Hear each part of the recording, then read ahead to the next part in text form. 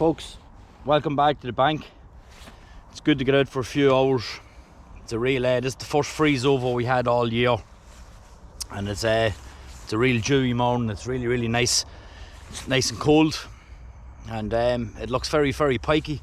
I'm just on the river at the moment. I'm just going to run you through a couple of rigs that I'm using here today. Really simple. Just a fox egg float. That's 35 gram. Run up on 60-pound braid with a stopper bead, and then just a little gold bead there just to stop at the stopper. And then underneath that again is another bead, one of these Fox quick change egg floats.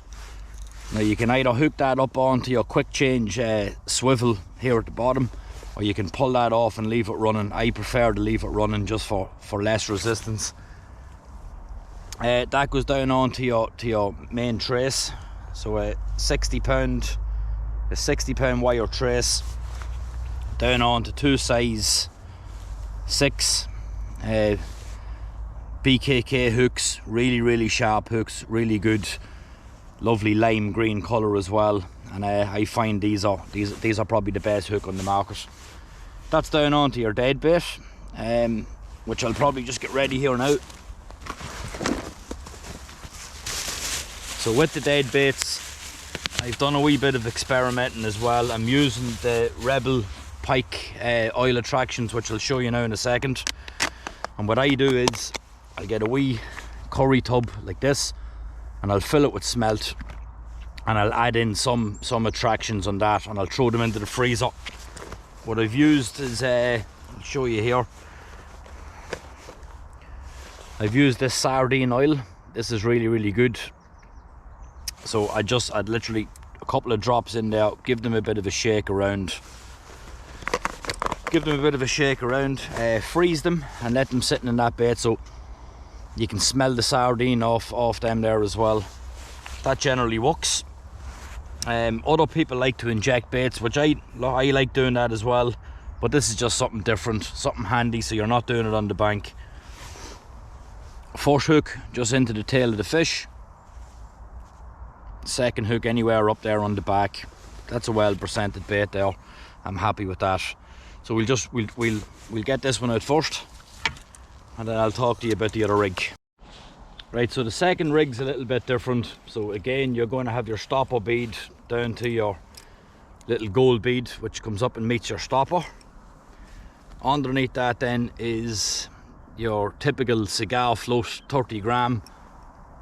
Under that, if you can see it there, is a running ledger boom, and that just keeps the line up off the water, hooked onto a 2.5 ounce weight. You can change that weight out depending on the heaviness of the flow.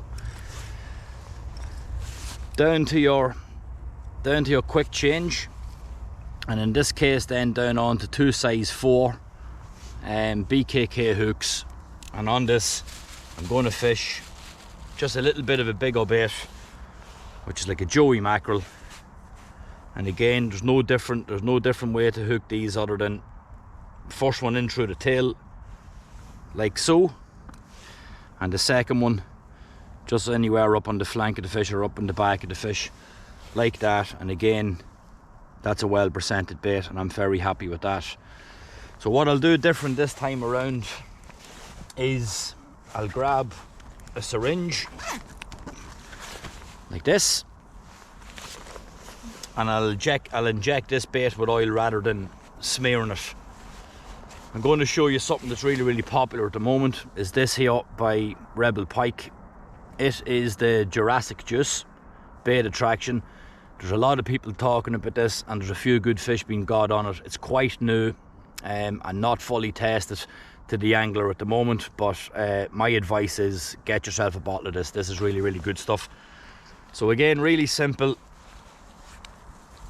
Take your syringe into the bottle. You don't need any more than that. You see people absolutely hammering baits out of it with oil. You just need a little bit of it. All it's really doing is throwing off a little scent trail, and no better place to do it on the river. I usually go up in through the gills,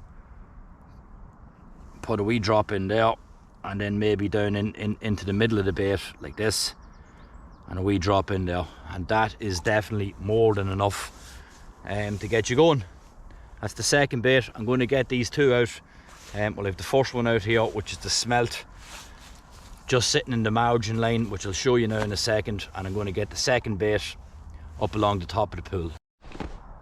Right, so just as that's done there now, what I really like to do is just have everything out of the way, everything put away nice and clean. So everything back into the bag. Get your unhooking mat and pliers, and very important, wire cutters out as well, because you don't want to be looking for them if they're ever needed. Have your net fully set, and this is how the baits are presented here now in the water. So one just out here in front. Always have your rod on an alarm in case you're doing something else. Bait runners on. They're 10 foots. That's a 10 foot EOS 3-pound test cove. And over here is an agitator, a witchwood agitator, 10 foot as well. And they're down on Shimano DL 10,000 reels. Probably a wee bit big for them rods, but you'll probably more see me out with the 12 foots over the year, and I kind of just swap between them. A cheap set of alarms. I don't see any reason why you should be buying really expensive alarms. I use them there, they're Quorum alarms. They cost me about 60-70 euro, and they're 100% to do exactly what I want them to do. And just 2 rod pulls.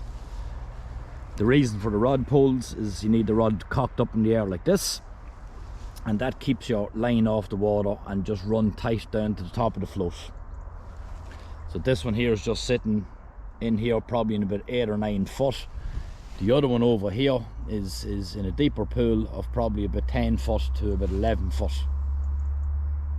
All we can do now is just wait for them 2 floats to go off, or at least one of them. But yeah, look, it's good to be out. It's good to be shooting a wee video as well. I haven't really had any videos in the past while, and people were asking me why am I not shooting videos. So look, here we are, and hopefully we've something to show you today. Right folks, I'm going to show you something really cool here that I have with me. I bought this on AliExpress, I would say about 7 or 8 years ago, and I was just using it for just putting my little trout flies and stuff in there, and carting, you know, just carting really light gear. It's this wee bag here. So it's a little bag that clips around your waist. It's got a wee drink department on it there, and it has a couple of little zip departments. At the moment I'm using this, it's just a good wee tip. I'm using this for all my bait attractions, all my oils. So it's a way to get all of them out with me at once, and they're not lying at the bottom of the bag. There's a couple of nice different ones there. There's a real popular one, which is the Rebel Pike kipper. This is the big fella this year now, which is the Blood Haggis. And again, you can put all them in there. And I just found that bigger department for the one that I've already showed you, which is that the Jurassic Juice. It's just, look, it's a nice wee tip. It's a handy way to store all your oils and cart them around with you. And you just have a wee clip here to clip around your waist. It's a good wee job. It's just something nice and handy, and just something I thought I'd show you when it's a bit slow here at the moment. So again, look, we've the two floats out. I don't know if you can see that float out there, just sitting flat in the water. And if the other one out here to the left hand side, and that's just sitting on the drop off of the middle of that pool. So they're sitting in ideal areas, just more the sort of margin line before the pool gets really deep. And hopefully now one of them will take off. But yeah, the bait attractions is something that I've been sort of experimenting in over the past 2 years. And a lot of people will tell you that they don't work, and that, you know, that a fresh bait is exactly the same. I completely disagree with that. You know, I'm not saying that the bait that is juiced up in the swim versus the bait that's not is going to be more effective. But what I will say is the bait that is juiced up in the swim is definitely 100% attracting fish up into that swim before the bait without it is. And that's why that's why I find them very, very important. You know, on a really, really slow day, when you're sitting fishing there and you're really worried that there's no fish in the swim, having a bait just out in that swim is definitely, it gives me more confidence that I am attracting fish from elsewhere up into my swim. Now, wherefore they take that bait with or without the oil, I still think the oil had a part to play. But that's me and that's my take on it, and everybody has their own opinion. But I definitely think they work wonders, and I'll be continuing to use them and experiment more in new oils and new attractions. So we just had the first bit of action here on a wee float. It's gone down the run.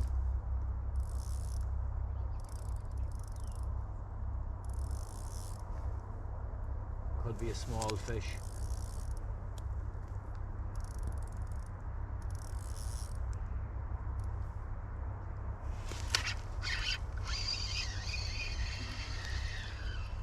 No, and he's off. It looked like a very small fish, to be quite honest.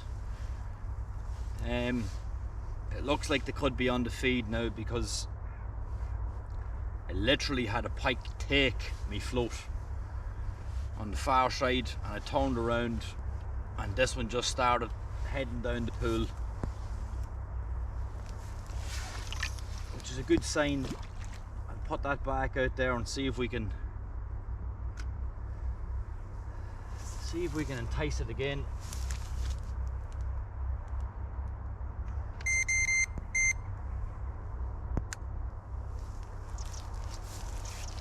Yeah, I was just looking across here, and a big splash, and the pike come up and actually took the float and turned round, and this float was heading down the river. So that's good to see, because nothing has happened in the hour before that, and that could maybe just tell you that there's a bit of activity in the water there. I felt that fish. It was a strange take, but it felt like a jack. I'd say it was a jack. He took a wee small smelt as well, but it's hard to know.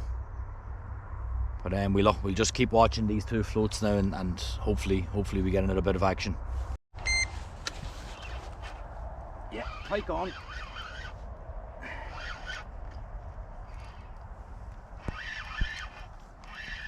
I just changed the tactics up there. Small fish at that,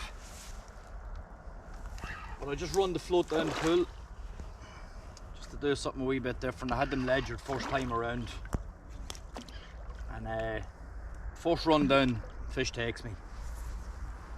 I should be able to chin this fish here.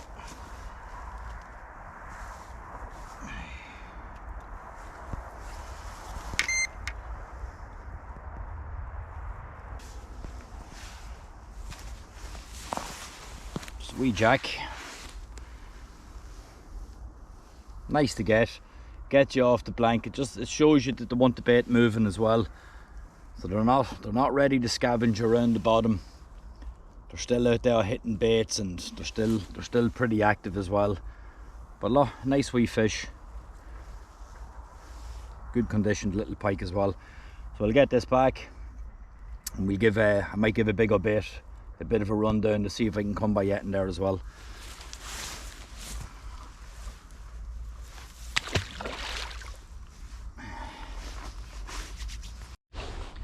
Right folks, so that's my time up here today. I'd 2 hours to kill. I said I'd leave the house this morning, and I was going to go out on the bank here and talk to you about just a couple of tactics, a couple of rigs like I showed you at the start of the video. And talk about the bait attractions as well, which you've seen a few of them there. You'll probably be seeing a bit more of that now moving forward as well on the channel. And look, it's been a lovely morning. The sun's out now. It's a completely different day. And look, we managed a jack, and we managed a drop run there on camera as well, which I'm happy about. I'm happy to catch any size of fish, and once I come off the blank, that's a bonus for me.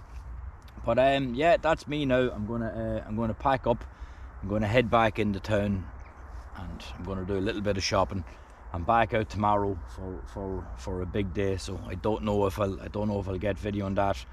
I'll give it a good shot anyway. And until next time, tight lines.